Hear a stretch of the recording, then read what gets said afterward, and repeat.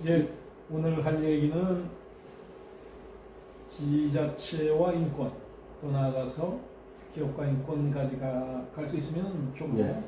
일단은 지자체 얘기를 하겠습니다. 저희가 여태까지 본 얘기가 세계 차원의 인권, 세계 인권 선언을 두 주에 걸쳐서 봤었고, 그다음에 헌법, 국내의 인권 규범 헌법을 봤고, 이제 그래서 넓게 시작을 해서 조금 좁혔다가 이제 더 좁아지죠. 쉽게 생각하면 울산의 인권은 어떻게 되고 있느냐 하는 얘기가 이제 지자체의 인권이라고 생각을 하시면 되겠고, 자, 인권을 뭐 개인 차원에서는 지켜야 되는 거가 제일 중요하죠. 근데 사회가 있으면 둘 이상이 모이면은 어떤 제도가 형성이 되고 규범이 있게 되고, 그래서 너와 내가 지켜야 될 것을 지역 차원에서 고민하는 게 울산 광역시의 인권 조례가 있는 것이고, 또 광역시 속에 5개의 기초 지자체가 있는데 기초 지자체마다 또 인권 규범이 있는 겁니다. 그래서 지금 당장 할 얘기는 그 얘기를 이제 시작을 해 보겠습니다. 어쨌든 말씀하신 것처럼 인권을 이제 보장하기 위한 제도와 또 규범과 정책 이런 것이 이제 삼위일체로 좀 잘 어우러져서 인권을 보장할 수 있는 시스템을 구축하는 게 현실적으로 제일 필요한 것인데, 지금 현재 국제사회에서는 어떻게 진행되고 있는지는 이제 몇 가지 규범을 봤던 거고, 말씀하신 것처럼 이제 시작을 좀 해볼 생각인데요. 보시는 PPT와 같이 국가 차원의 인권 실행 그리고 국제 인권 메커니즘을 통해서 이행을 강제해 왔었는데, 이게 아무래도 우리 일상에서 너무 먼 얘기들이잖아요. 그러니까 유엔에서 하고 있는 것이 상당히 중요하고 한 국가 일국의 어떤 제도나 이런 것에 영향을 많이 주긴 하는데, 우리 삶으로 너무 멀리 떨어져 있어서 사실은 우리 인권을 어떻게 지키고 있는지, 실제 어떻게 효과가 있는지는 좀 확인하기 어려운 부분이 있고, 점점 지방자치가 강화가 되면서 국가에서 하는 인권 보호 활동도 각 지방에 있는 지자체에서 하고 또 역할 분담 같은 것들이 좀 필요한, 그러니까 지방자치단체가 점점 발전하면서 그런 요구들이 많아졌다는 거죠. 그래서 최근에 지방선거 같은 걸 통해서 우리를 대변하고 또 우리의 인권을 직접 보호할 수 있는 대리자를 선출하고 있으니까, 그 시스템을 통해서 만약에 인권을 보호받게 된다면 더 구체적인 어떤 인권까지도 보장받을 수 있지 않을까라는 고민들이 시작된 겁니다. 그래서 이게 한국뿐만 아니고 전 세계적으로 뭐 이런 흐름이 이제 만들어진 거고, 그래서 국가 차원 국제 인권 메커니즘을 통해서 했던 것을 넘어서서 이제 아래로부터 인권을 어떻게 보장할 거냐, 그리고 인권의 지방화에 대한 고민들이 이제 시작이 됐다, 이런 겁니다. 그래서 말씀하신 것처럼 인권을 보장해야 될 책무가 예전에는 전통적으로는 국제사회와 각 국가라고 하는 것으로 이제 한정이 됐는데, 사회가 발전하는 거에 맞춰서 그 보장 책무를 갖고 있는 주체가 확장되어 가고 있다는 거죠. 그래서 지금 말씀드렸던 것처럼 지방자치단체, 그래서 전 세계에서 인권 도시를 표방하는 도시들이 막 만들어지기 시작했어요. 그리고 이제 기업이 지역사회에 미치는 영향들이 점점 높아지니까 우리 일상을, 울산만 해도 뭐 현대자동차라든가 현대중공업 이런 기업이 그 도시, 그러니까 북구나 동구를 아예 전체적인 부분에 영향력을 행사하니까요. 그래서 작년에 조선산업이 후퇴하면서 동구 자체에 공동화 현상까지 생기는 우려를 갖는 것처럼, 기업이 미치는 영향이 지대하기 때문에 그 기업이 단순한 이익의 증대뿐만 아니고 지역사회의 인권을 위해서 나름의 책임을 져야 된다라고 하는 게 이제 전 세계적인 고민들이 이제 그런 식으로 모아져 가고 있다. 그래서 인권 보장 책무에 맞게 국제사회, 각 국가, 지자체, 기업은 어떻게 역할을 할 건지를 밝히는 작업들, 그리고 실제 그런 실험들이 전 세계에서 또 한국에서 계속 진행되고 있다라는 거 그런 부분을 좀 하나씩 살펴보면 좋을 것 같다는 생각이 네, 듭니다. 그래서 학생들의 경우 사실 지자체의 인권 별로 느낌이 없을 것 같아요. 그렇죠.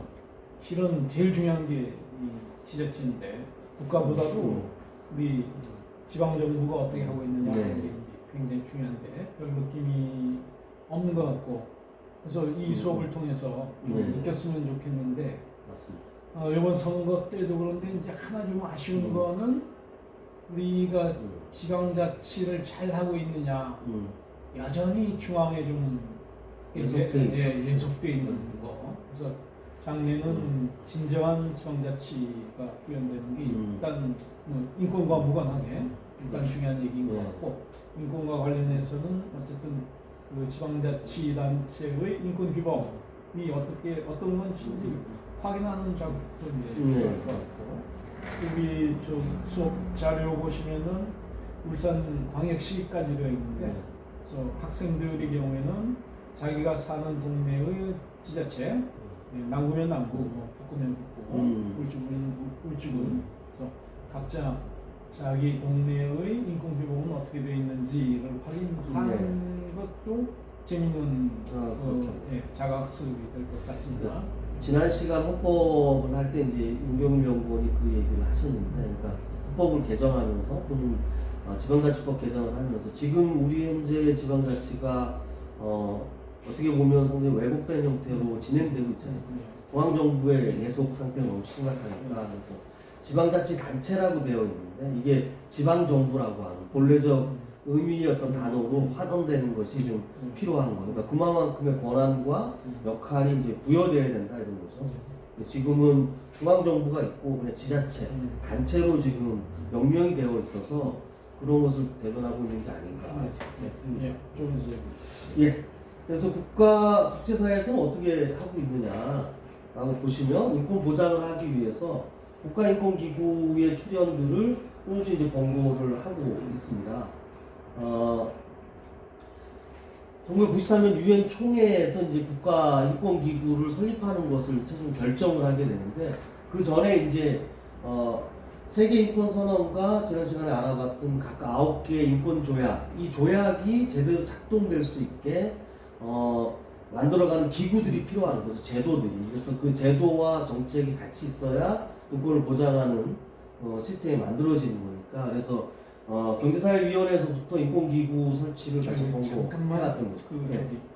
과제 낸 게 생각이 나서 저희 학생들 같으면은 우리가 가입하지 않은 2개의 조약을 각자 확인만 해보고 제출까지 하지 말라고 했는데 혹시 확인을 안 한 학생이 있으면 지금이라도 확인을 꼭 좀 했으면 좋겠다는 얘기를 양해서 하고 그래서 그런 조약을 만들어지는 게 실제로 가동돼야 되는 거니까 그래서 이제 그런 것도 좀 만들어놨고 유엔의 고민은 아마 그런 거였던 것 같아요. 국가인권위를 만들려고 했던 것이 이제 인권의 보편성에 대한 얘기도 했지만 특수성, 그러니까 아시아적 같이 그때도 얘기했지만 그런 거를 이제 앞세워서 인권의 보편성을 훼손하는 일들이 너무 많았던 거죠. 그게 필요에 의해서 이제 그런 일들을 많이 하는데 무슨 말씀하신 것처럼 국가가 인권을 보장해야 될 책무를 갖고 있지만 한편으로는 인권을 침해하는 가해자로서 좀 상당히 많이 등장을 하잖아요. 특히 한국 그렇죠. 한국도 그렇고 이 아시아 권역에서 많이 그렇게 해왔으니까 그래서 인권을 지켜야 될 국가가 자기 책무를 하지 못할 때 그 국가의 인권을 어떻게 그럼 보장할 수 있을까라는 고민들이 모아졌던 것 같고 그 보편성을 획득하기 위해서 국제사회에서는 인권을 전담하는 국가기구를 만들어야 되겠다라고 하는 부분을 심도 있게 논의를 쭉 해왔던 것 같아요. 그래서 파리 원칙을 91년에 만들었는데 그래서 각 나라는 정부가 그 역할을 다 하지 못할 수도 있기 때문에 각종 정치적 이유로 국가 간의 자기 국익을 위해서 인권에 반하는 결정들을 막 하기도 하잖아요. 우리가 이라크 파병하듯이. 그래서 그런 부분에 대해서 제어할 수 있는 시스템이 있어야겠다. 그래서 이제 국가인권기구를 만들 것을 이제 파리 원칙에서 만들고 나서 비엔나 인권 회의에서 이제 결정을 하고 총회에서 유엔 총회에서 이제 결정을 하게 되는 그래서 유엔 차원에서는 조약과 기구들을 만들기 위한 작업들을 쭉 해왔던 거고, 그런 어떤 그 비엔나 인권 선언을 통해서 국가인권기구에 대한 어떤 식의 설립 원칙과 이런 걸 좀 만들고 유엔을 통해서 93년에 확정을 했던 것 같아요. 그래서 지금 전 세계적으로도 국가인권기구들이 많이 이제 다수 존재를 하고 있고, 한국도 이 권고에 의해서 물론 93년에 결정을 했지만 한국은 2001년에 완전 좀 차이가 있긴 한데 어쨌든 그런 노력들이 이제 진행이 돼 왔다라는 것을 좀 볼 수가 있고요.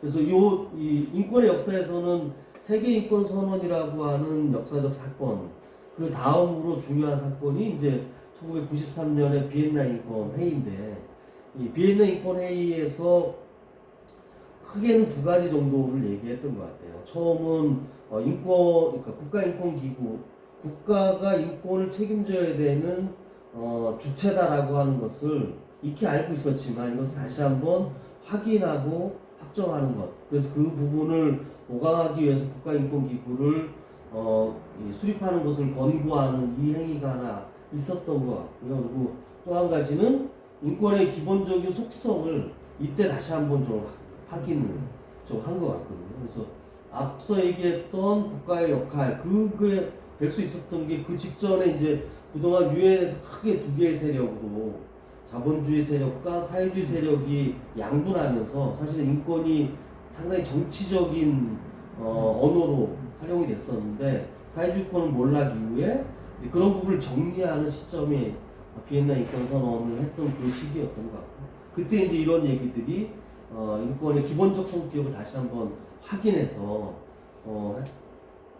그 상당히 중요한 것들이었는데, 기본성, 보편성, 상호오전성, 그리고 상호 불가분성이라고 하는 인권의 기본 원칙을 이때 한번 확인을 하고 이런 부분을 보장해야 될 책무가 국가에 있다라는 것을 확정했던, 그리고 그런 것을 이제 모아서 국가인권기구를 통해서 어떻게 인권을 보호할 건지에 대한 지침을 마련했던 중요한 회의가 비엔나 인권 회의였고, 이게 총회 때 유엔 총회에서 그대로 채택이 되는 역사적인 사건이었던 것 같아요.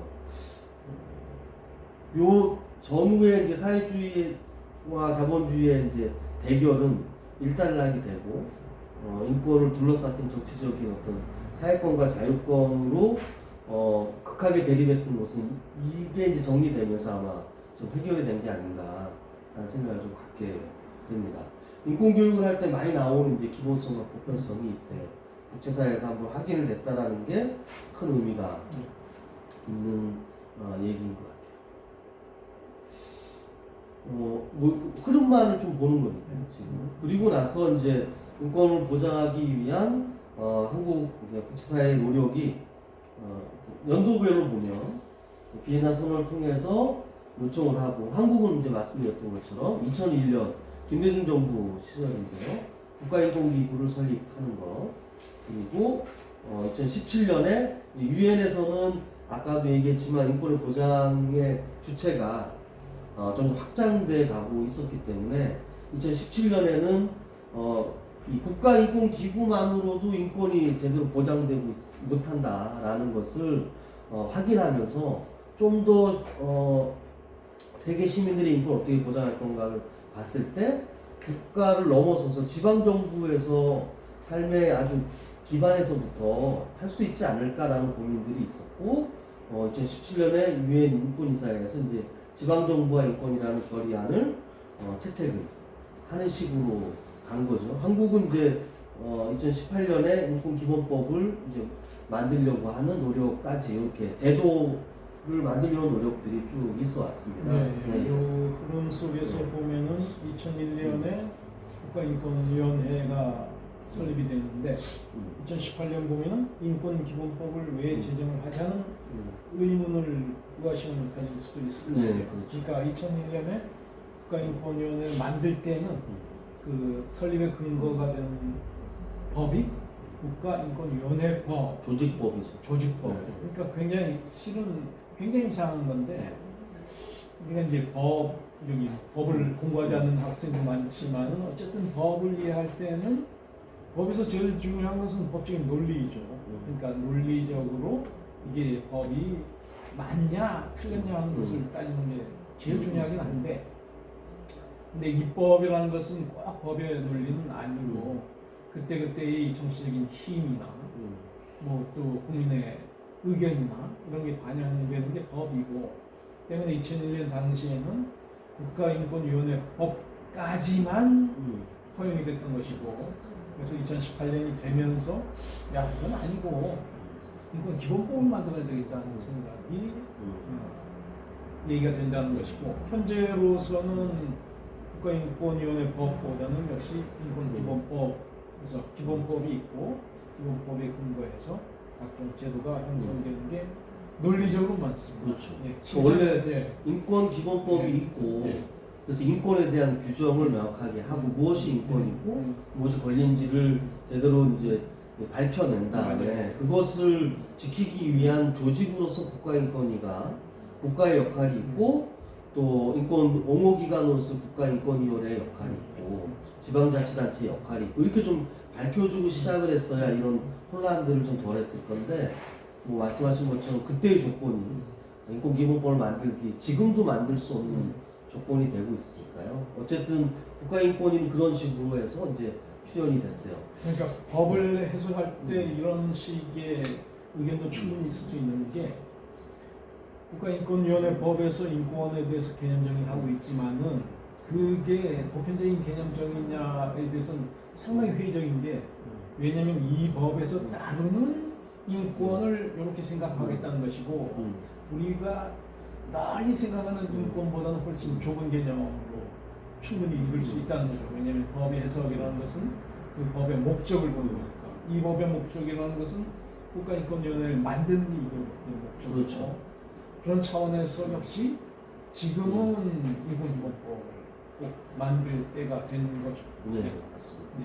일단 인권기본법을 만들기 위한 노력들은 지금 한 2년 정도 진행이 됐는데 여전히 국회에서 이 부분이 논의가 안 되고 있죠. 그래서 주무기관인 국가인권위원회하고 법무부 안에서도 약간 이견이 좀 있는 것 같아요. 기본법을 제정하는 그 내용과 관련해서.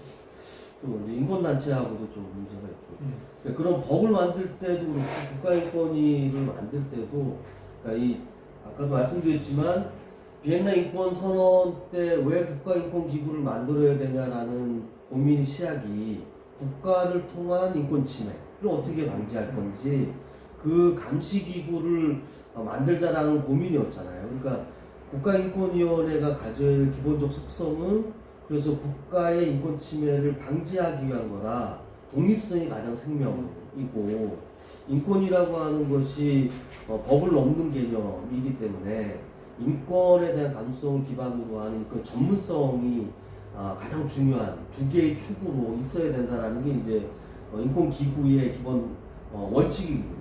이게 비엔나에서도 유엔에서 총회에서도 이제 그런 원칙을 밝힌 건데, 각 나라로서 보면은 자기의 어떤 그 정치 행위에 대해서 인권의 잣대로 동진 누군가가 자꾸 간섭하고 그거에 대해서 국가기관인 인권위원회가 자꾸 권고를 내고 하는 것에 대한 부담들이 있어서 끊임없이 인권기구를 흔들려고 하는 이런 그 유혹에 빠져 있는 것 같더라고요. 그래서 대표적인 예가 이제 이명박 정부 들어와서 국가인권위원 그러니까 처음에 2001년에도 수립을 할 때 인권단체들이 꽤 긴 기간 동안 이제 싸움을 해서 원칙적인 싸움을 해서 독립성을 획득했는데, 그때도 처음 만들어질 때도 법무부 산하로 두려고 했거든요. 법무부 산하에 이제 조직을 두려고 했는데, 그러니까 독립성이 제일 생명인데 그런 부분을 어떻게 하든지 간에 국가 통제 아래 두기 위한 노력들이 있었다. 그래서 인권위원회를 우리가 잘 이 독립성과 전문성을 보장하는 기구로 지켜내지 못하면 국가로부터 행행하는 그런 인권 침해를 방지할 수 있는 기회를 우리가 받을 수가 없는 거죠. 그래서 이명박 정부 때 이제 대표적인 게 국가인권위원회를 다시 이제 그 독립성을 빼서 법무 밑으로 놓으려고 했던 문제나, 그런 것이 국제사회에서 여러 이제 항의가 빗발치니까 인원을 3분의 1을 줄여버렸거든요. 그러니까 국가인권위를 좀 무력화하기 위한 이런 시도를 하고 있고, 그래서 그 이후에 지금까지 10년이 거의 다 됐는데 아직 국가인권위원회가 그 10년 전의 모습으로 처음에 만들어졌을 때 20년이 다 됐는데 그때의 모습으로 다시 환원이 아직까지도 안 되고 있다 할 정도니까 그래서 아마 그 지방정부의 인권이 얘기가 더 된 것 같아요. 국가인권기구를 통해서 인권을 보호하려고 하는데 그것마저도 정치적인 어떤 이런 그러니까 중앙정부의 정치적 사안과 어떤 의지에 따라서 인권의 옹호가 흔들려 버리니까 지방정부는 지방정부대로 그럼 우리가 뽑은 직접 대표가 우리 인권을 챙기는 방식을 또 한번 모색해 봐야 되지 않는가? 이런 고민이 그래서 출발한 게 아닐까. 네, 이때 이제 학생들한테 퀴즈를 한번 내봅시다. 자, 옆에 친구가 날 한 대 쳤다. 내 인권이 침해됐는데 그럼 누구한테 달려가야 됩니까? 인권위원회 가나요? 아니고 경찰로 가요. 그렇죠. 경찰로 가서 경찰이 검찰로 가고 검찰이 법원으로 가고 뭐 이렇게 할 거예요. 그러니까 무슨 얘기냐면은 인권 침해 기구는 곧 국가인권이 아니고 인권 침해를 구제하는 기관은 굉장히 많은 거죠. 경찰도 그렇고 검찰도 그렇고 법원도 그렇고 뭐 각종 규제 기관이 있는데 이들 기관의 공통점은 국가기관이고 그렇죠. 국가는 그런 뭐라고 합니까? 그 상위 하달입니까? 뭐 이거로 되죠. 그래서 그런 한계가 있고 또 우리 역사가 국가를 통한 인권 침해 역사이기도 해서 이런 독립적인 국가인권위와 같은 진짜 인권 전문기관이 꼭 필요한 것이고 그래서 우리 학생들이 항상 이해할 때는 인권의 침해 구제는 다양하게 있는데 어쨌든 간에 가장 전문적이고 또 독자성을 가진 기관으로서 국가인권위원회라는 국가 차원에서 굉장히 중요하고 이제 지자체로 넘어오게 되면은 또 우리가 고민을 해야 되죠. 아직 안 되겠지만 공부지만이라든가 뭐 각종 시스템을 시스템. 구축을 해야 된다. 그것을 덧붙이면 좋겠습니다. 그래서 말씀하신 것처럼 국가가 인권을 보장해야 될 책무가 있으니까 우리 헌법을 통해서 봤잖아요. 헌법 10조에서 국민의 기본적인 인권을 확인하고 보장할 의무를 진다라는 것을 명확하게 했기 때문에 국가는 그 의무를 다하기 위해서 관련한 경찰이나 검찰이나 또 다양한 법을 제정을 해서 인권을 보호하는 기본적인 역할을 해야 되는 것이고 이게 이제 권력행위라고 하는 게 물론 저는 권력을 잡아본 적이 없어서 모르겠는데 권력행위라고 하는 게 끊임없이 그런 거로부터 자유롭게 자기의 통치행위에 통해서는 어떤 식으로든 그 권력을 유지하기 위한 유혹들을 뿌리치기는 어려울 거 아닙니까? 그러다 보면 사실은 자기의 의무를 방기하는 경우가 발생하고 오히려 방기를 넘어서 그런 권력을 유지하기 위해서 시민들의 인권을 침해해서까지 하는 일들이 발생을 하니까 그런 부분을 제어하기 위해서 국가인권기구가 반드시 좀 필요하다라는 것까지는 아마 다 동의가 되는 것 같아요. 저 PD님이 지금 시간을 21분이나 정도 진행이 됐네요. 그래서 오늘도 쉽지는 않을 것 같아요. 예. 어쨌든 요 얘기를 진행을 해보면 그래서 이제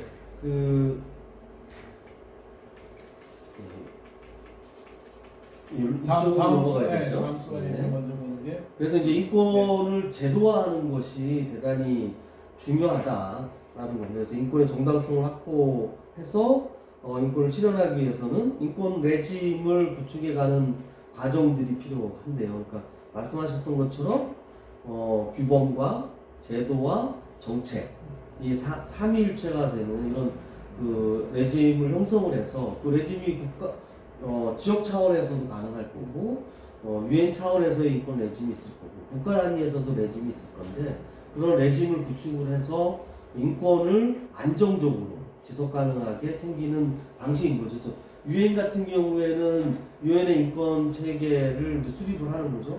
세계 인권 선언과 9대 조약 제도 규범을 만들고 유엔 인권 이사회라든가 이런 그 제도들을 만들어서 인권을 이제 보장하기 위한 시스템을 굴리는 거고요. 그리고 각종 그 권고라든가 인권과 관련한 정책들을 만들어서 유엔 가입국이 인권을 옹호할 수 있도록 해 나가는 거. 그리고 지역 차원으로 보면은 뭐 미주 또 그 유럽, 뭐 아프리카 이런 식으로 인권 레짐들을 구축해 가고 있는데 그런 이제 그 블록별로 보면 동아시아는 이런 게 없는 것 같아요. 시도는 그렇죠. 없죠. 아세안 위주. 그러니까 그 아세안은 동남아시아 쪽이죠.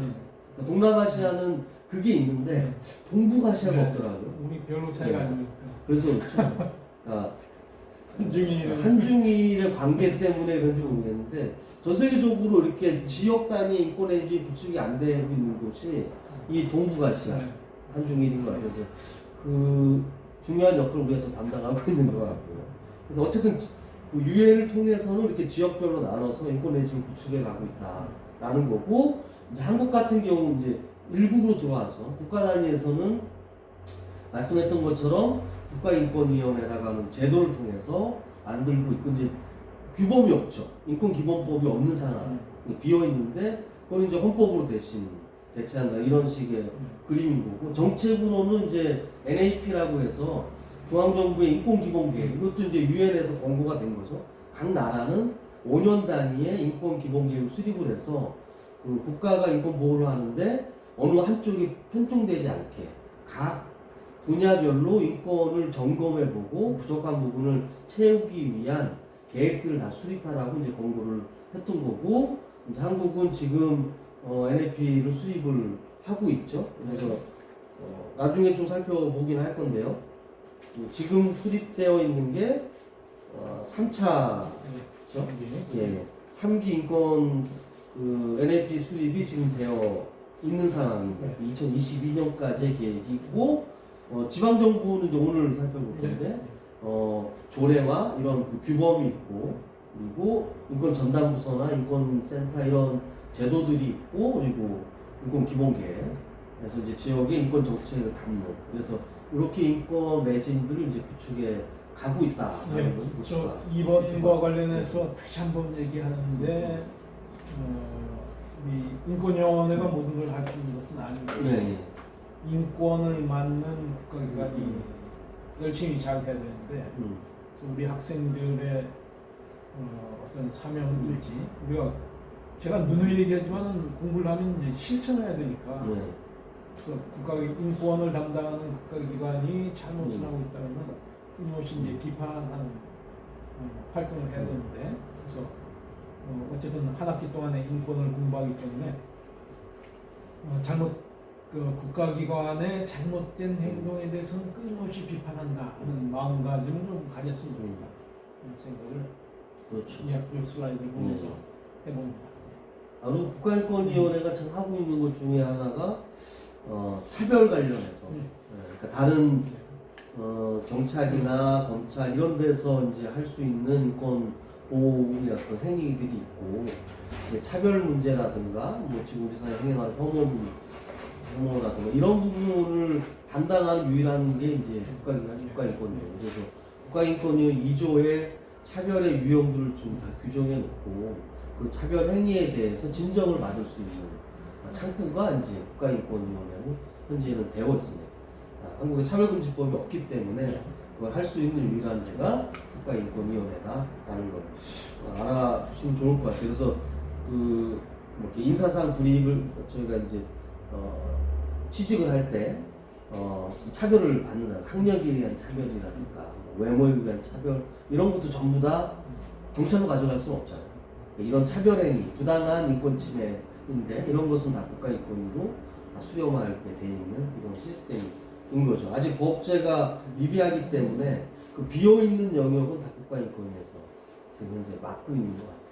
좀 보완이 될 필요가 있다라는 생각을 좀 갖고요. 그래서 앞으로 보시면 이런 식의 이제 그 제도화가 이루어지고 있다. 지방자치단체 그리고 인권도시에 관련해서는 한 가지만 좀 보여드리면 이게 우리나라뿐만 아니고 전 세계적으로 일국에서 하고 있는 것과 도시별로 또 이런 식으로 인권을 지키기 위한 지방 정부 차원에서 인권을 지키기 위한 노력들이 일어나고 있고 이것이 이제 일반화되고 있는 경향이다라는 거죠. 그래서 한 나라에서 하지 못하지만 그 지방 정부에서 인권을 챙기고 있다 해서 주요한 사례들이 이제 몬트리올이라든가 뭐 아르헨티나 로사리오, 뭐 그라츠, 일본도 이제 쿠르메 이런 데서 하고 있다. 그래서 대표적인 거는 인권 침해를 했던 역사를 갖고 있는 도시, 또는 이제 인권과 관련해서 저항을 했던 기억이 있는 도시, 이런 도시에서부터 역사에 대한 성찰을 기반으로 해서 다시는 인권 침해가 발생하지 않게, 다시는 우리가 다른 사람들의 인권을 침해하지 않도록 인권적인 행정과 인권을 주요한 가치로 삼는 도시를 만들기 위한 노력들이 이렇게 벌어지고 있다라는 그런 거죠. 차원에서 네. 잠깐 학생들한테 또 퀴즈. 그러면 한국에서는 광역 지자체 가운데 인권 레짐이라는 게 가장 먼저 형성이 되는 곳이 어딜까요?를 잠깐 생각해 보면은 지금 하신 말씀이 잘 이해가 될 것 그렇죠. 같아요. 답은 예. 그래서 그런 식으로 그러니까 인권과 관련한 역사적인 어떤 경험을 갖고 있던 도시에서 많이 시작을 했다는 거죠. 일본만 해도 일본이 인권 관련한 조례 이런 게 많이 발전한 게 우리 사회하고는 약간 다른데 아직까지도 그런 그 불가촉 천민 우리나라로 보면 그러니까 불악이라고 하는 일본의 불악 차별이 상당히 심한 거죠. 지금 네, 학생들은 사실 이게 무슨 얘기 하는지 모를 텐데 지금은 우리 조그만 동네는 마을이라고 하죠. 마을. 네. 지금은 옛날에는 그 마을이라고 안 하고 불악이라고 했어요. 왜 불악이라고 했느냐? 일본에서 그러니까. 근데 일본에서는 불악이라는 개념이 우리의 마을 같은 개념이 아니에요. 지금 하시는 말씀이 그 얘기인데 천민들이 모이는 곳. 그렇죠. 네. 그래서 그 차별이 상당히 오랫동안 지속이 돼야. 그러니까 우리나라로 보면 예전 백정 이런 거죠. 백정들이 마을에 못 들어오게 살게 했던 것처럼 마을 외곽에 이제 집을 짓고 이렇게 있었잖아요.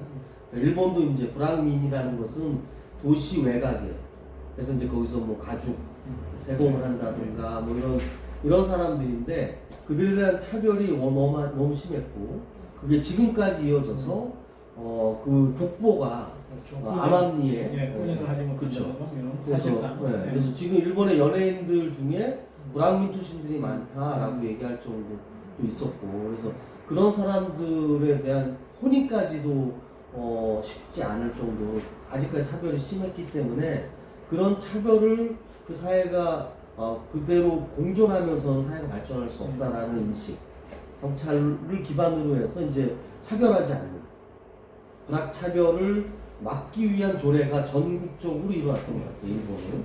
그래서 그게 이제 형평운동. 한국 같으면은 진주에 그거하고 이제 비슷한 이런 개념으로 이제 일어났었는데 그걸 기반으로 해서 이제 조례들이 만들어지고 어떻게 하면 차별을 없앨 것인가가 이제 일본의 그런 전국적인 노력이 있었다는 거예요. 네, 그래서 이 화면을 학생들이 한번 찬찬히 보면서 그 동네마다 조금씩 포인트가 다르다는 것을 맞습니다. 알 수가 있을 것 같습니다.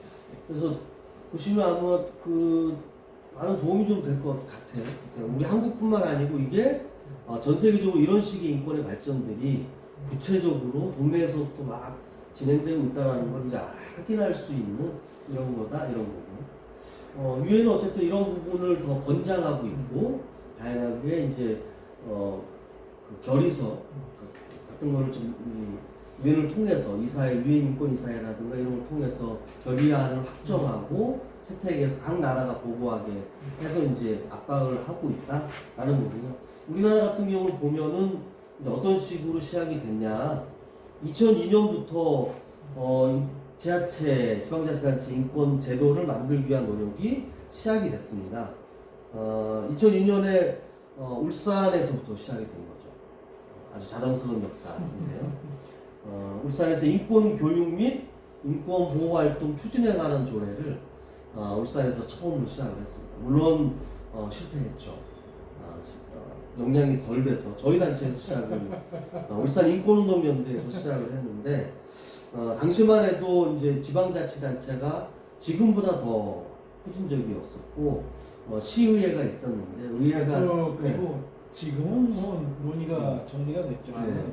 당시만 해도 지자체에서 국가에 없는 뭐 시스템을 그렇죠. 만든다는 것은 그건 불가능했어요. 불가능해요. 그러니까 법을 적극적으로 해석해내야 되는데 이건 상위법에서 위임되지 않은 것은 만들 수 없다라는 아주 기계적이고 수동적인 해석들을 좀 하면서 이 조례 자체에 대해서 의회 사무국에서부터 받아들이지 않았거든요. 그래서 저희가 같이 이제 소개하려고 했던 뭐 지금 국회의원을 동구에서 했던 김종훈 국회의원이 그때는 시의원이었는데 저희와 같이 작업을 좀 아주 선도적이었네요. 시작을 했다가 아쉽게 좀 내리게 됐습니다. 근데 이게 이 시작이 아무 의미 없이 된 건 아니고 이런 시작을 통해서 나중에 2009년에 광주에서 이제 조례가 인권 기본 조례라는 게 만들어지는데 이게 영향을 주게 됩니다. 그래서 저희가 했던 요 사례를 나중에 광주 인권 조례를 만들기 위한 간담회를 할 때 저희가 가서 발표도 하고 또 저희 말고 저희 다음에 진주에서 이제 아까 말씀했던 차별 형평운동의 발원지인 진주에서 차별을 이제 없애기 위해서 인권 조례를 만드는 시도를 했다가 이제 거기서 실패를 하게 돼요. 그래서 울산과 진주의 사례를 묶어서 광주에서 이제 토론회를 벌이면서 광주가 그런 경험들 5.18의 어떤 이런 경험들을 통해서 민주화 인권과 평화를 지향하는 도시답게 그런 조례를 만들자라고 하는 논의를 모아지고 그래서 2009년에 대한민국에서 최초로 인권 조례가 이제 만들어지게 됐습니다. 이 만들어진 이후로 이제 급속도로 한국 사회에서 인권 조례들이 확산이 되게 되죠. 그리고 다음에 이제 불을 붙인 게 이제 2012년인데요. 2012년에 국가인권위원회가 인권기본조례를 제정하는 걸 권고를 하게 됩니다. 그래서 광주의 사례까지 보고 광주에서 만든 조례 그리고 전국적으로 이 조례가 퍼져나갈 수 있는 이게 권고안으로 그 인권조례 그 표준안을 작성을 하게 됩니다. 그래서 이 작성을 할 때 이제 교수님도 자문으로 참여를 해주셨고 울산에서 요 표준조례안을 작성을 할 때 자문으로 많이 참가를 해줬죠. 연구는 이제 광주에서 진행을 했는데 그래서 요때 이제 12년에 기본조례 제정을 공고하고 각종 지자체에서 75%가 조례를 제정하겠다라는 답변을 국가인권위 보내오게 됩니다. 그리고 이제 우후죽순처럼 조례들이 만들어지게 됐고 지금은 작년이죠. 작년으로 보면 17광역지자체가 모두 다 인권기본조례를 제정했고요. 그리고 기초지자체도 87곳이 이제 인권기본조례를 제정을 했습니다. 물론 이제 기초로만 보면은 아직 50%가 안 되죠. 안 되는데 광역은 모든 지자체가 다 만들 정도로 확산이 됐으니까 불과 이 처음 그 광주에서 만들어진 이후 10년 동안 상당히 많은 진전을 가져왔다 이렇게 볼 수가 있을 것 같아요. 네, 광역의 경우에는 충청남도가 좀 한번 있었죠. 한번 폐지가 됐다가 다시 재정이 되는 아픔들이 있었는데 나중에 이 뒤에 한번 그 부분이 간단하게 나오게 됩니다. 어쨌든 현재는 모든 광역지자체가 인권 기본조례를 만들어 놓고 있고 기초도 만들어 놓고 있다. 울산 같은 경우에는 자, 전국 그럼 두 번째 네. 퀴즈네. 전국에서 아까 광역 차원에서는 광주가 최초다 얘기했고 기초 차원에서는 여러분이 살고 있는 그 기초자치단체 중에선 정부에서 어디서 제일 먼저 조례를 만들었냐 이게 이제 두 번째 퀴즈네요. 그리고 또 한 가지 한다면 광역 단위 안에 모든 기초까지 다 인권조례가 만들어진 곳이 몇 군데가 안 돼요. 기초가 너무 작은 건 작아서 뭐라고 들을 수 있는데 그렇게 따지고 보면은 그렇네요. 충남 정도가 상당히 많이 진행이 좀 됐고 울산이 울산시와 5개 구군이 모두 인권기본조례가 만들어진 몇 안 되는 아주 선진적인 예. 그냥 만들었는지 선진적인지는 한번 그 이후에 이행을 어떻게 하고 있는가가 아마 평가를 해주지 않을까 이런 생각이 듭니다. 어쨌든 이 전국적인 상황에 비춰봤을 때 울산이 제도의 측면, 규범의 측면에서는 상당히 많은 진전을 가져오고 있다라는 것을 좀 볼 수가 있을 것 같습니다. 그래서 지방자치단체 인권레짐, 그러니까 인권레짐이라는 건 이미 말씀했고 그게 이제 지자체에서 어떤 식으로 레짐이 구축이 되냐면 제도와 규범과 정책이 이제 삼위일체로 구성이 돼야 되는데 규범은 인권 기본조례하고 인권 헌장 이런 건데 울산은 아직 헌장은 없어요, 그죠? 조례 정도가 지금 있는 상황이고 인권 선언은 있었어요 한번 동구에서 김종훈 동구청장이 있는 그러니까 처음 인권 기본조례를 그분 이름이 많이 나옵니다. 그러네. 예, 참 안타까운 일인데. 예, 그 당시에 인권 기본조례를 만들고 인권 헌장을 그때 인권 선언을 했죠. 동구 인권 선언을 했는데 지자체 차원의 울산이 최초였던 것 같고요. 어쨌든 울산에 아직 인권 헌장이 마련이 되지 못했습니다. 인권 헌장 때문에 논쟁이 참 많았죠. 그러니까 서울시도 인권 헌장 아직 못 마련했거든요. 이제 성소수자 문제로 인해서 많은 마찰이 있었던 거예요. 충남도 역시 마찬가지로 성소수자 문제로 마찰이 좀 있었던 거예요. 어쨌든 그래서 규범이 필요하고 그 규범에 기반해서 규범을 이행할 제도가 있어야 되니까요. 행정이라는 것은 뭐 사람과 돈이 있어야 되는 거니까 그래야 행정행위로 나타나는 거니까요. 그래서 그런 제도를 만드는데 조례에 되어 있는 특정되어 있는 인권위원회, 그러니까 민간 거버넌스로 이제 운영이 되는 인권위원회가 만들어져야 되고 인권센터 그리고 인권이 침해되면 지자체에 의해서 인권 침해되면 그것을 구제할 수 있는 어떤 시스템이 있어야 되기 때문에 국가기구에서 벌어지는 인권 침해는 국가인권위원회에 하지만 국가인권위가 지역까지 다 책임지기에는 그 역량의 한계들이 있어서 우리가 받고 있는 인권 침해를 다 해소를 못하지 않습니까? 그래서 지방자치단체에서도 인권 침해 구제 제도를 만들어 놓고 있다라는 거. 그래서 그게 이제 제도로서 이렇게 되어 있는 거죠. 아쉽게도 울산은 인권위원회는 모든 구분이 다 울산시까지 다 만들어져 있는 상태입니다. 그래서 한 가지만 되어 있는 센터나 침해 구제 제도는 아직 마련이 되어 있지 않은 상황이고요. 나중에 뒤에 이제 살펴보겠지만 다른 지역에서 어느 정도 하고 있는지 한번 볼 수 있을 것 같고 세 번째가 이제 정책인데요.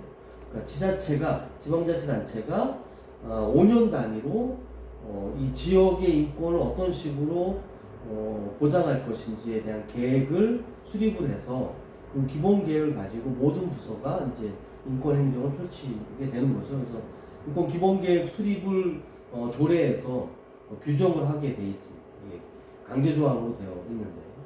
그래서 울산의 경우는 보면 울산시를 비롯해서 5개 구군이 이것도 모범적인데 다른 지역에 비해서 전부 다 인권 기본 계획을 수립하고 있다라는 거고요.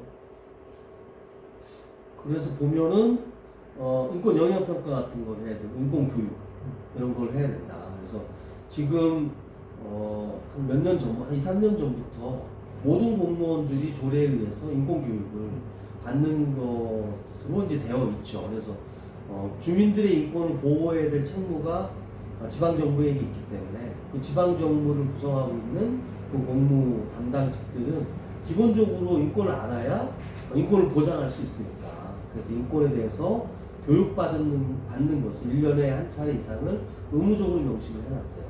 물론 아직까지 이게 좀 안정적으로 진행되고 있지 않는데 점점 그 인권 교육을 받는 횟수들이 늘어나고 있다는 걸 보면 앞으로는 좀 잘 기대해 볼 만하지 않을까. 네, 국가와 지방의 관계에서 아까 국가인권위원회 얘기했는데 하나만 찍자면은 부산과 울산과 경남을 엮는 지방사무소가 부산에 있습니다. 국가인권이 부산인권사무소. 그러니까 그건 이제 국가 차원에서 지역의 인권을 이제 감시하는 것이 되고, 우리가 얘기하는 지자체 자체의 그 감시기구가 현재는 잘 안 되어 있긴 그렇죠. 한데, 그게 이제 중요하다는 거죠. 그러니까 국가가 지역을 보는 시각이 있고, 지역 자체에서 지역을 보는 시각이 있을 텐데, 그래서 요 양자가 같이 가야 되지, 국가가 모든 걸 이제 컨트롤할 수가 없다는 얘기고, 그다음에 이 저기 인권 레짐을 얘기하면서 삼위일체 얘기했는데, 삼위일체는 사실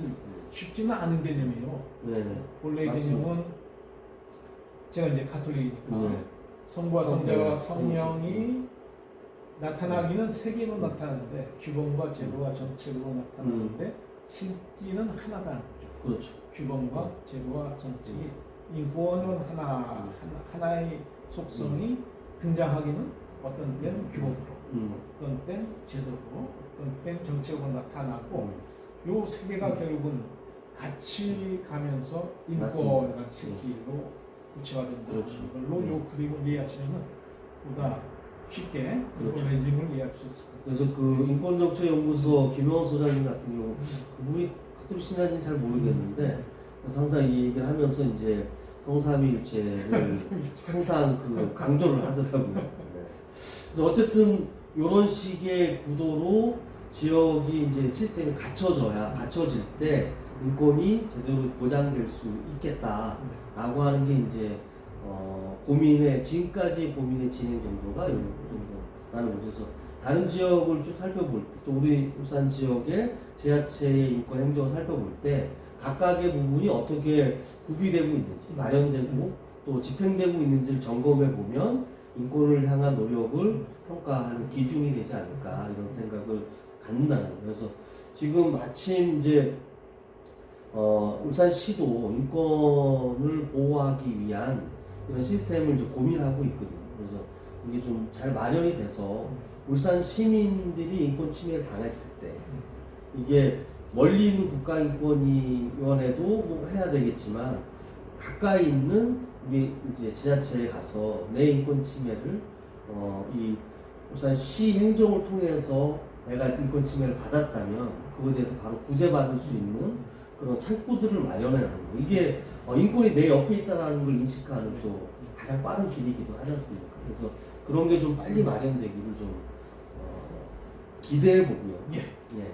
그래서 전국적으로 인권 도시가 어떻게 구성 국내가 되어 있는지 좀 살펴보면, 아까 좀 전에 얘기했던 이런 그 인권 레짐의 측면에서 보면 각각이 어떤 식의 형태로 되어 있는지를 볼 수가 있습니다. 서울 같은 경우에는 제도로만 보면 상당히 앞서 가고 있죠. 네. 서울만 해도 나는 근데 이 저기 슬라이드를 만들 때 예. 광주를 제일 먼저 했으면 좋을 것 같아요. 아, 그렇군요. 왜냐면 예. 우리가 그 의식 자체가 항상 이 국가, 예. 그다음에 서울. 서울. 예. 그래서 요거 한번 바꿔보도록 하겠습니다. 이게 원래 이제 처음에 예전에는 광주가 맨 앞이었는데 지금 약간 역전돼서 인권 관련한 제도가 서울이 많이 좀 나갔어요. 이게 선진화돼 있어요. 그렇죠. 왜냐하면 이제 보신 것처럼 담당관실이 18명. 그러니까 울산은 인권 담당관실이 없다가 저희가 많이 요구를 해서 이제 인권 공동체 팀이 아닌 개죠, 아직은. 만들어졌는데 4명으로 되어 있습니다. 그 4명 중에 공동체 빼고 하면은 실제 한 명이 인권을 담당하는, 같은 광역관인데 한 명이 담당을 하고 있어요. 그러니까 이게 인권 행정이 되겠냐는 거죠. 근데 서울 같은 경우에 정부시장 직속으로 이렇게 있고 센터, 인권센터를 만들어서 여기서 교육이나 이런 부분도 다 관장을 하고 있고, 인권 침해 당했을 때 그 옴부스만 제도를 옴부즈만 3명을 두고 있어요. 상임 시민 옴부즈만을 보호관 제도를 두고 있다. 그러니까 제도적으로 보면 상당히 그 진전돼 있는 거예요. 광주도 이제 최초로 조례를 만들고 나서 인권도시 운동을 전 세계적으로 확장한 게 광주라고 평가할 수 있을 것 같아요. 왜냐하면 앞서서 봤던 2012년에 유엔에서 인권이사에서 지방정부와 인권 결의안을 채택할 때 이 결의안을 채택하는 과정에서 한국의 역할이 대단히 컸거든요. 그 한국의 역할이라는 것은 광주의 역할이었다 이렇게 보면 될 것 같아요. 광주에서 하는 세계인권도시 포럼에서 그 결의를 하고 유엔으로 갖고 간 거니까 그래서 보면 그 전 세계에서 지방정부와 인권과 관련해서 광주가 미쳤던 영향은 대단히 평가할 만하다 이렇게 보여지고요. 여전히 광주는 이런 민주인권가의 12명이라는 지방도시로 보면 지역에 있는 도시를 보면 울산하고 인구 차이가 많이 나지 않잖아요.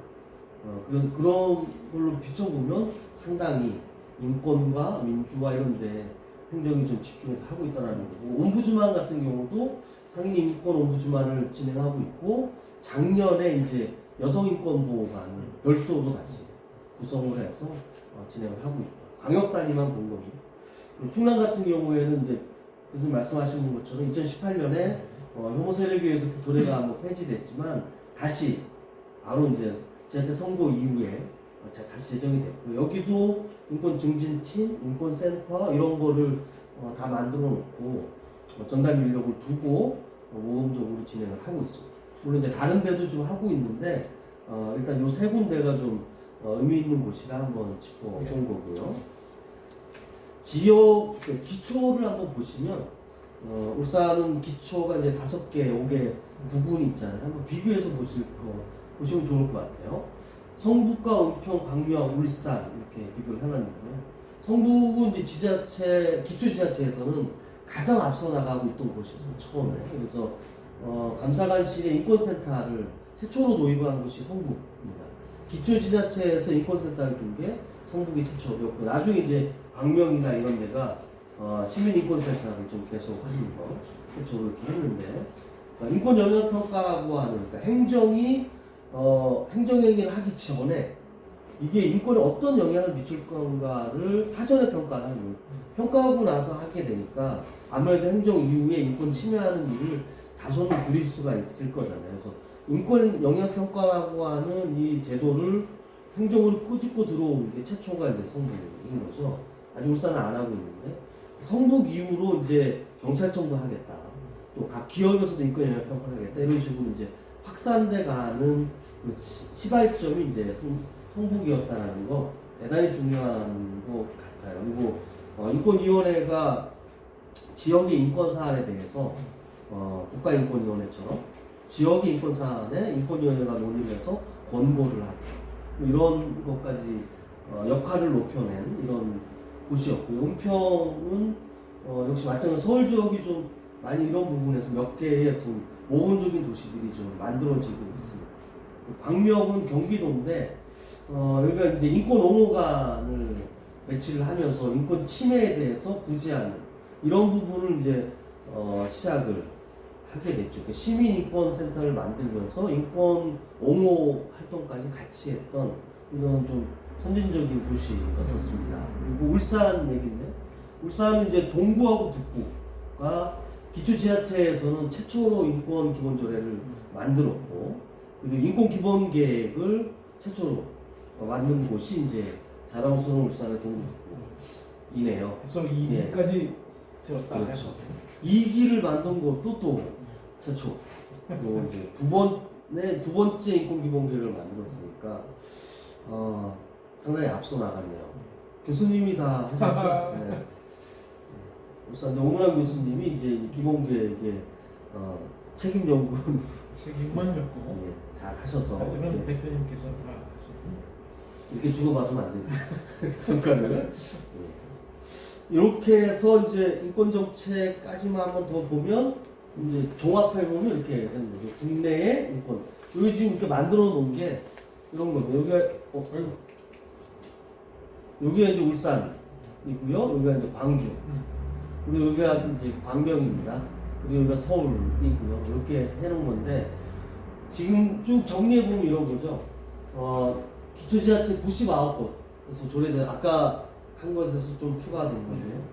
그때 PPT를 바꾸지 못했어요. 부산은 16개 부근 중에 10곳, 울산은 5개에서 전부 다 했다라는 걸 말씀드릴 수 있고 전담 부서가 있는 곳이 이 정도입니다. 그래서 이게 광역 단위뿐만 아니고 기초 단위에도 이 정도의 전담 인력을 다 두고 있어요. 그러니까 울산이 어떻게 보면 되게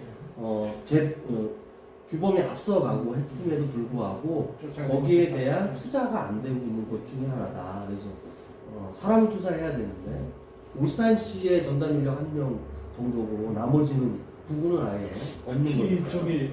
동구 북구 사시는 학생들 네. 경우에는 구청에다가 좀 요청을 해야 됩니다. 맞습니다.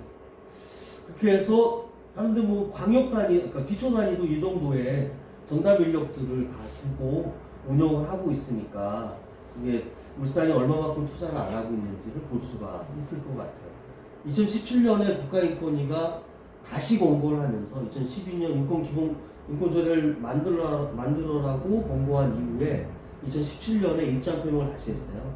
그러니까 인권 전담 부서를 설치할 것 그리고 인권 기본 계획을 수립하는 것에 대한 입장 표명을 한번 한 적이 있는데 그러니까 이제 새로운 2차 그러니까 인권 도시 운동이 이제 시작되고 있는 시점이다 이렇게 좀 보면 될 것 같아요. 앞으로 더 진행될 것 같고요.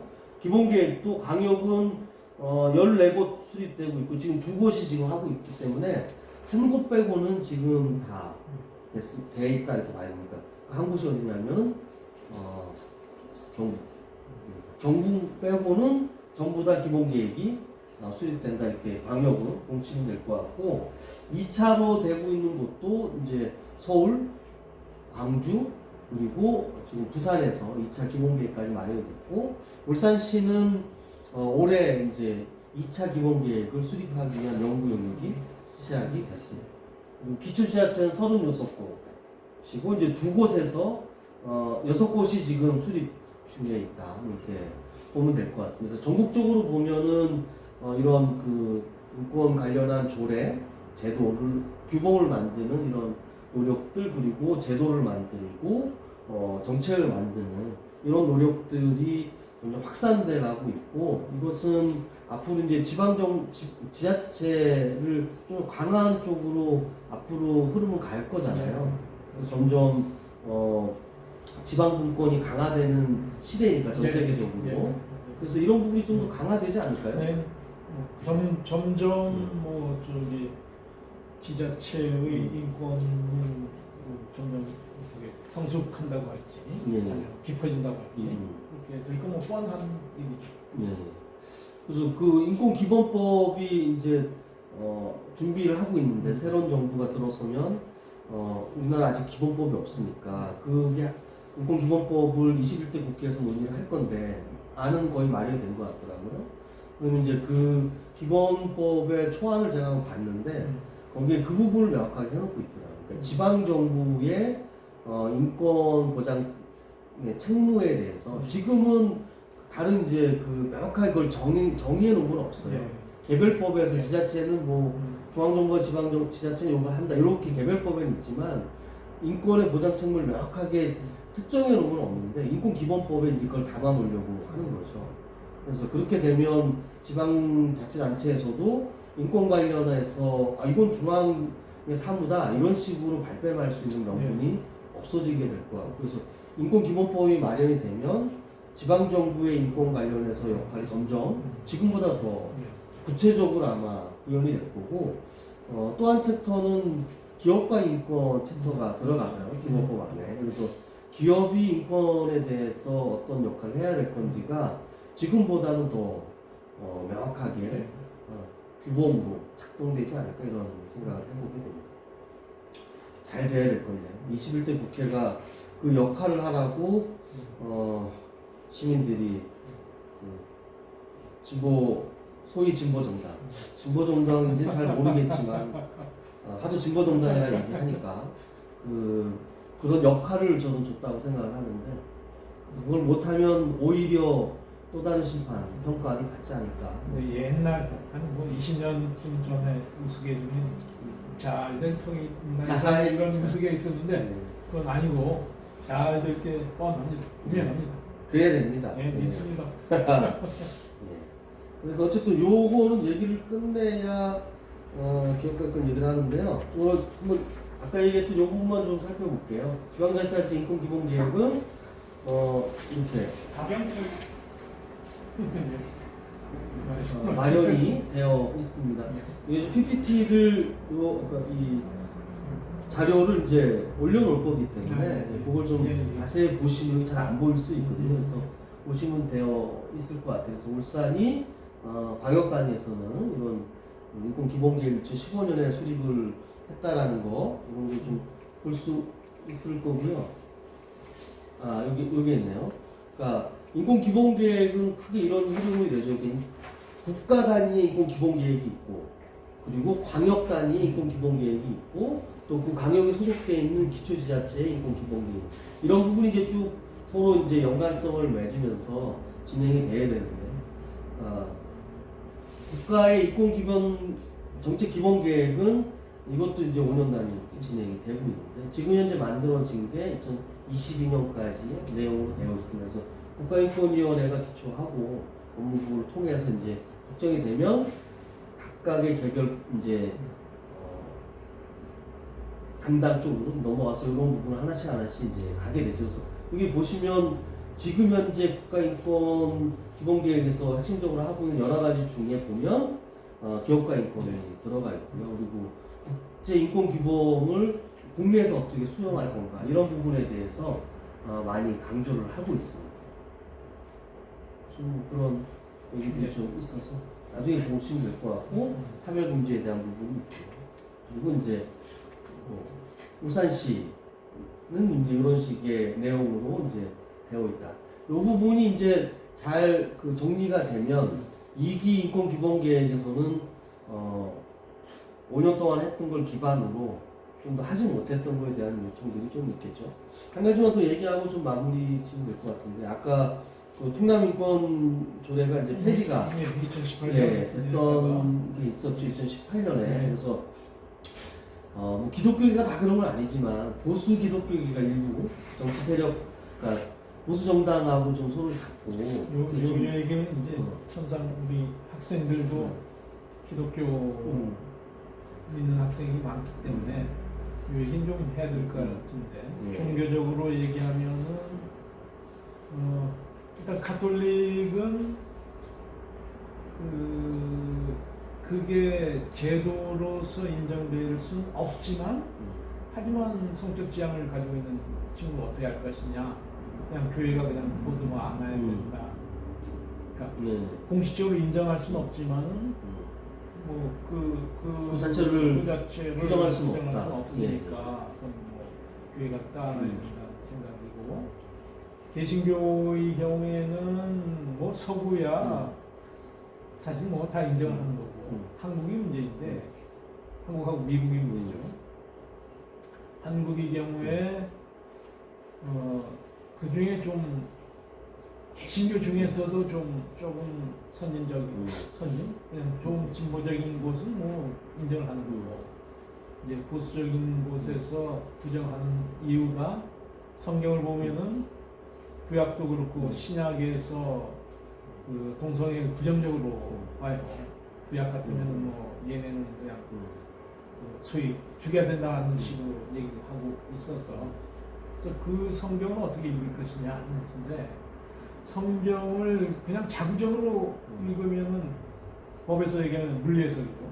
물리해석을 하면은 뭐 그건 주의론이 되는데, 근데 법 해석은 물리해석에서 먹는 건 아니고, 그 제도가 당시에 그러니까 성경책에 들어갔을 때 그 시대 상황이 어땠냐 이런 거죠. 그 시대 상황이라는 거는 모세가 그 이스라엘 족속을 이집트에서 끌고 나와서 정착하기까지의 굉장히 험한 그때 어떻게 하면 이 종족이 말살되지 않고 살아남을 것인가. 그래서 그거는 이제 하느님 편인데, 그 하느님을 믿는 방법 중에 동성애 이런 걸 하는 친구들은 좀 배제를 하겠다는 정치적인 의도가 있었다는 것이고, 그거를 마치 인류 모두의 문화인이라고 생각하는 것은 굉장히 힘든 얘기이다. 무슨 얘기냐면, 예를 들면 이미 소크라테스, 플라톤의 그 향연이라는 책 속에 소크라테스는 그 동성의 자였고 소크라테스 자체가 동성의 그렇죠. 자였고 동성애를 인정하는 것은 뭐 너무나 당연한 거죠. 이런 흐름 속에서 동성애 문제를 봐야 되는데 그래서 너무 그 자구에 얽매이지 마라.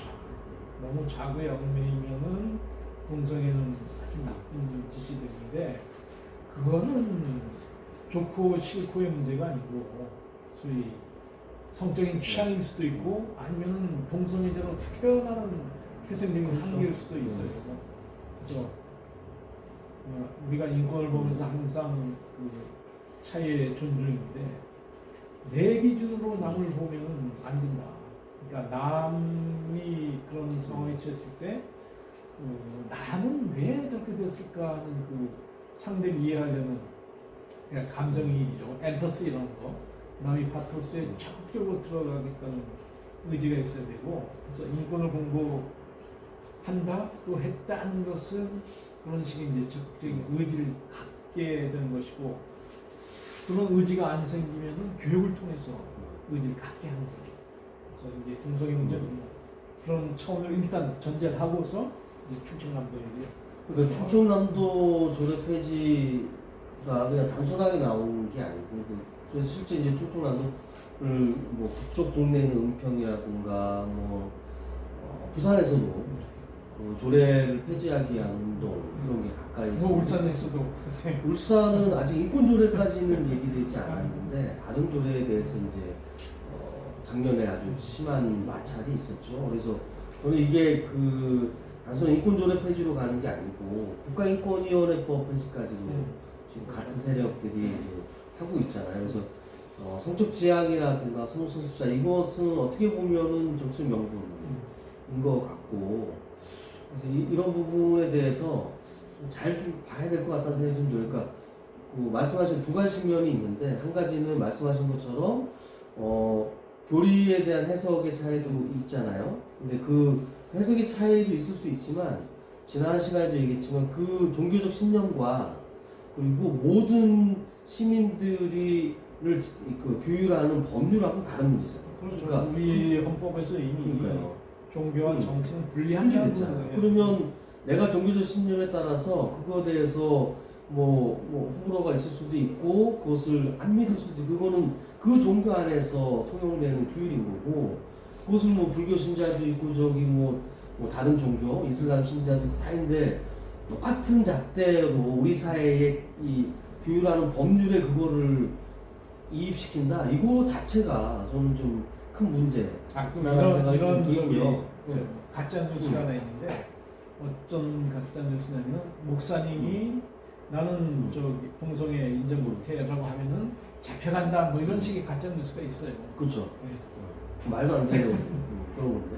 그래서 그런 교리를 일반화해서 우리가 우리 사회를 지탱하는 이 법률에 대해서 개입하려고 하는 그 시도 자체를 우리가 용인해야 될 거예요. 우리 사회가 상식적으로.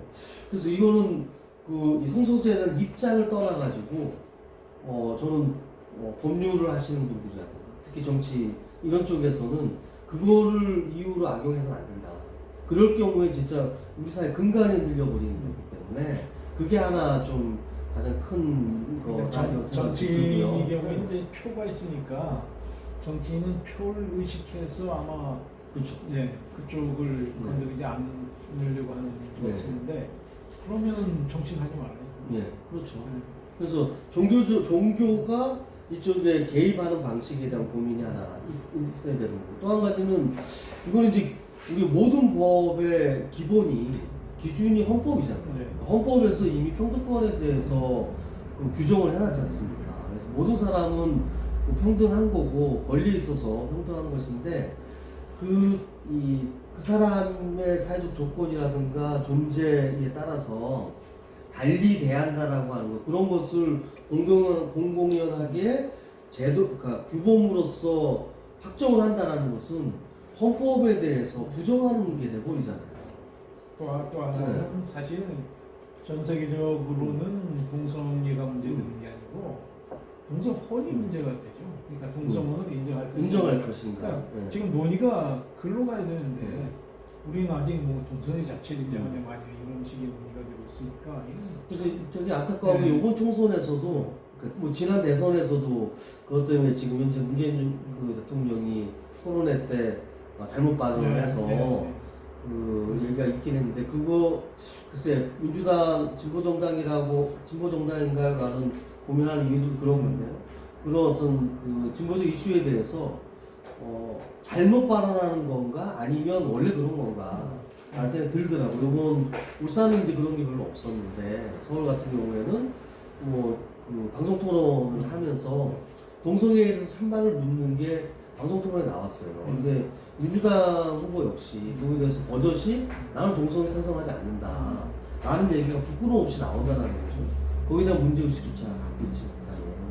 그래서 이거는 우리 사회 정치의 어떤 수준이기도 한데 사실 좀 안타까운 거고요. 끊임없이 그 잣대를 그 프레임을 인정하는 순간 그 프레임에 걸리지 않기 위해서 우리가 부정하든지 아니면 회피하든지 방식밖에 없는 거잖아요.